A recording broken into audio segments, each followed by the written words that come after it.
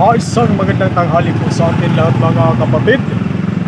May ginagawa pala tayo dito na Hisense na ito ang model number niya mga bro, no? Hisense model number 43A4GS, 43 inches na Hisense na Smart TV mga bro. Ang problema nito ay walang standby power.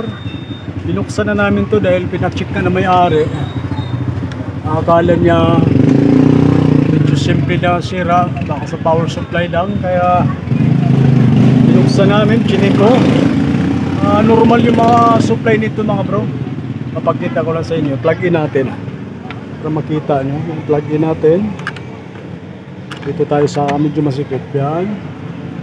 Ang normal na operation dapat, pag sinaksak mo siya, dapat mayroon siyang standby power dito. So wala tayong makikitang kulay pula. At pindutin natin yung pinaka-power switch niya dito, wala siyang function, hindi natin nakikita yung pula or magbubluman lang. Kaya sinukatan namin ng supply dito mga bro, pinakita ko sa may-ari na buo yung kanyang power supply. Pakita ko rin sa inyo, share ko lang. Normal yung 12 volts, pati supply ng backlight. Yan o, makikita nyo yan, 12 volts yan mga bro, yan. Kitang kita sa tester natin, 12 volts. Tapos supply naman natin sa backlight. Ayan, mayroon siyang supply na 136 mga bro. Pero hindi umiilaw yung backlight. Pag kinabit yung ba't kinalas ko yung backlight niya, dahil sinik ko yung backlight, buhay din. Kala ko sa backlight lang. Yan, normal din yung nakalugay na 136 dyan, no? Dito naman ano, 56 volts. Yan. So, ang problema nito mga bro ay pinaka-system. Maaaring tinamaan to ng kulog, baka nanonood sila na may kulog kidlat. Kaya nawala siyang standby power mga bro. Wala talagang ilaw, dapat makikita natin pula rito. So, nagkausap na kami na may-ari, change board na natin yan. Sabi ko, nagkasundo naman kami sa halagang ngayon medyo may kamahalan yung motherboard nito mga bro. Ang motherboard na ganito, pag bumili ka sa Raon, pinakamura ay 2,000. Kasi smart TV na ito mga bro, na 43 inches na Hisense. Hisense sa Kadibant, isa lang yan sila. Pangalan lang magkaiba, maaaring magka-sister company sila. Kasi yung remote ng Hisense, gagamitan mo ng Dibant na kasi model, gumagana din. Kaya papalitan natin yan mga bro.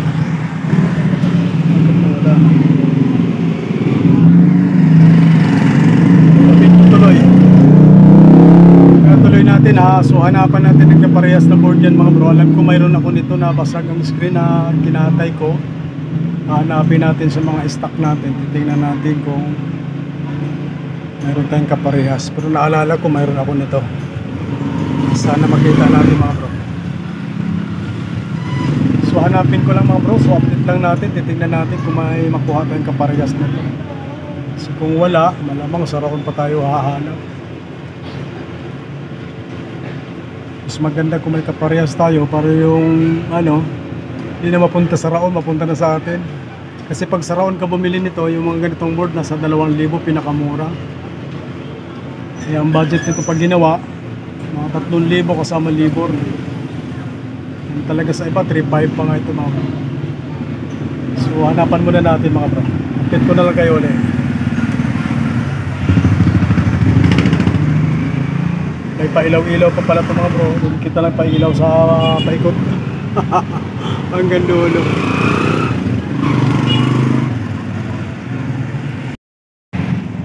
So tuloy natin. Buti nakita ko yung aking stock mga bro.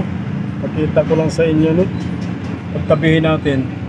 Parang pinagbiak na bunga ito mga bro. Nagbaak-biak na kaldero. Ito yung original. Nakakabit pa sa board. Ito naman yung aking stock mga bro. Ayan, walang pinagkaiba yan sila mga bro. Lahat sinulatan ko nga sa likod ko. Ayan o, bapasahin lang natin. Ayan. Hisense 43 inches smart. So walang pinagkaiba ito mga bro. Ito kakabit natin. Buti nakita ko, akala ko nagamit ko na ito. Medyo matagal ko ito sinabi. Kaya tabihin natin. Talaga walang pinagkaiba ito mga bro. So ikabit na lang natin. Try natin yan. Alamin natin kung wala pang problema to. Pero alam ko tong board sa akin ay ano na to, basag yung pinaka-screen. Nakabit natin mga bro para magkaalaman. Magkaikabit pa ng iba. Yan, baklasin na natin para magkaalaman na. Sabi na natin yung ano, makabaklasin pa ng iba para malaman natin kung may problema pang iba. Huwag naman sana. Shout out pala mga bro sa ating mga mahal na mga sumusuporta sa ating munting channel, sa mga baguhan at mga datihan natin mga kaibigan sa Whitey World. Kumusta kayong lahat? At maraming salamat palagi sa inyong mga suporta mga bro. Sana nasa mabuting kayong kalagayan lahat mga bro. Ingat-ingat po tayong lahat palagi sa araw-araw natin mga ginagawa. Sa mga dako tayo ng daigdig, sa mga kapalaran tayo napunta, lalo na sa ating mga mahal na mga kababayan sa ibang bansa. So mag-ingat-ingat po palagi. At maraming salamat sa inyong mga suporta mo. So nabaklas na natin yung original niya, no? I-discharge ko lang to, ano, baka magkamali tayo, baka mahawakan natin yung model kasi nito, matagal mag-discharge so, sa filter niya, sa primary.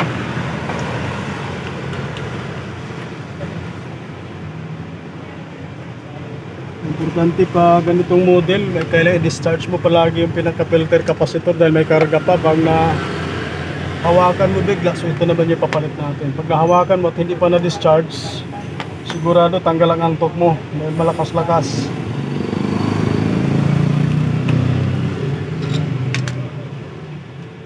Kasi mayroon ako, natandaan ko mayroon kong customer na ganun, biglang hinawakan, napapamura siya eh. Hindi ko pa tinawakan kaagad hindi pa natin na-discharge. Kaya kailangan pag mga filter pero meron naman mga model na iba pabilis mag-discharge yung kanyang filter capacitor. So yan, pinaklas na natin yung plastic na tape mga bro. So tanggalin na natin tong connector na papunta sa ating screen. Tapos linisin, sama na yung brush pala. Linisin muna natin mga bro, medyo may mga alikabok baka kumalang sa ilalim. Masilan kasi ito. So yan, nalinis na natin. Kaya natin ikabit, kaalaman. Nakatagilid lang ito mga bro dahil medyo alanganin sa lamesa natin. Medyo maliit yung lamesa natin.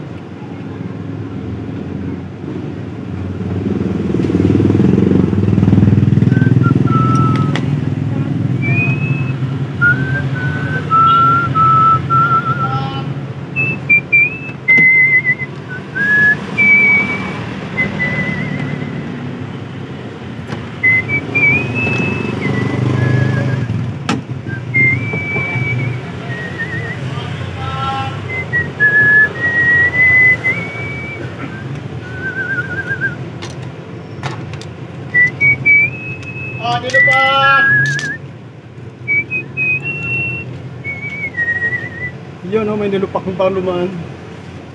General! Tuloy natin mga bro, may dumating lang na kaibigan natin na magpapagawa din.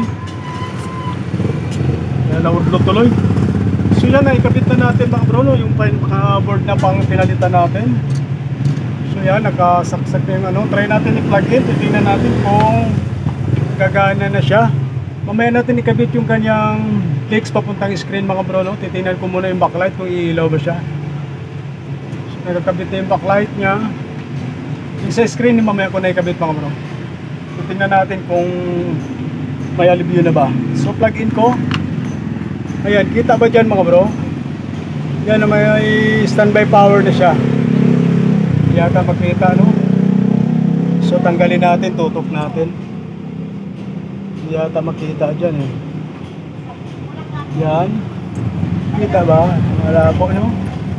So baklasin muna natin. Ililipat ko. Ipopokus ko lang mga bro. Ayan, pupokus lang natin mga bro kasi di gaano makikita sa ano, no. Yan, makita nyo yun. Yan, kitang-kita na yung standby power mga bro, no. Yan. Pindutin natin yung power switch dito sa taas. Yan. Big na yan.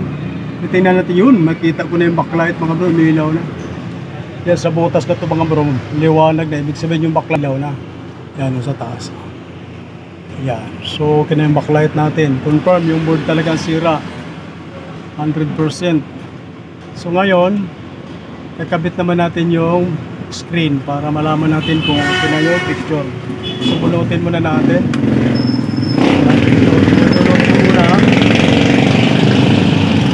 Kakabit muna natin yung pagka naka-ano pa niya na LP disconnector papunta sa ating screen.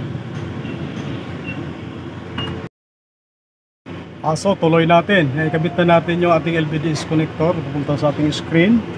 So, plug in natin. Ating alamin ang katotohanan kung okay na ba siya. Power on tayo. Yan, antayin natin lumiwanag light. Yan, lumiwanag na natin screen. Ako, mambo na naman ako ng pasig. Ayun, may nakita nga akong liwanag. Yun, naglo-loading na siya mga bro. Antayin lang natin. Lalabas yung pinakaano niya. Magandang balita yan, lumiwanag na siya. Kasulat yan, bida. Yun, nakalagay na dyan. Begin to scanning. Welcome to Live TV. So, malupit ito yan mga bro. Ganyan na siya. Guwapong guwapo na mga bro. Malinaw na malinaw. So, i-fix lang natin. Kaya lang wala pala yung remote na may-ari nito. Fix ko lang mga bro para may harap natin. Makita natin yung kabuuan ng liwanag niya. At least maganda. Frameless na kasi na model to mga bro. Frameless. So ito na mga bro yung ginagawa natin na Hisense na 43 inches na Smart TV. So plug in na natin for final testing na. Ayan, may standby power. Pindutin lang natin yung pinaka-switch. Wala kasi yung remote na iwan sa may-ari. Hindi din nila. Ayan, Hisense nakasulat mga bro. Ayan, kita mga bro. Kaya lang hindi natin mailipat sa video dahil wala yung remote. Yan yung may tindahan din, no? Bida. Hindi malamang bida o bidam. Bida. Nakasulat sa kanya. Yan. Welcome to live. Nakasulat na pakalinaw mga bro. Ito yung model ng Hisense na frameless mga bro. Parang cellphone lang, no? Ito katulad nito. Wala na siyang pinaka-cover na frame sa gilid. Katulad mga naunang smart na may ganito paikot. Kaya tinatawag ito na frameless mga bro dahil wala na siyang frame na nakapaikot para nakadikit na sa ano. Parang cellphone lang ba nakadikit sa pinakaano niya. So okay na yan mga bro, no? Dahil wala tayong remote, hindi natin mailagay sa TV or video. Kasi iniwan na may-ari, nakalimutan daw sa bahay nila, no? So ako pala ay nagpapasalamat palagi mga bro sa inyong mga suporta sa panonood niyo po sa aking mga in-upload na mga video. At maraming salamat lalo na sa mga hindi nag-iisip ng ads para kahit pa paano madagdagan yung ating alkansya na mabagal tumakbo dahil alam mo naman hindi naman tayo So maraming salamat palagi mga bro sa inyong suporta, no? Ako'y walang sawang magpapasalamat sa inyong lahat, sa mga baguhan man, sa mga datihan natin mga kaibigan sa Whitey World. Maraming salamat at magandang hapon po sa ating lahat. Yan, kitang-kita na si Hisense, sigurado na yun. Yung sinasabi nilang sure ball na yan mga bro, sure ball na pambigas-bigas natin.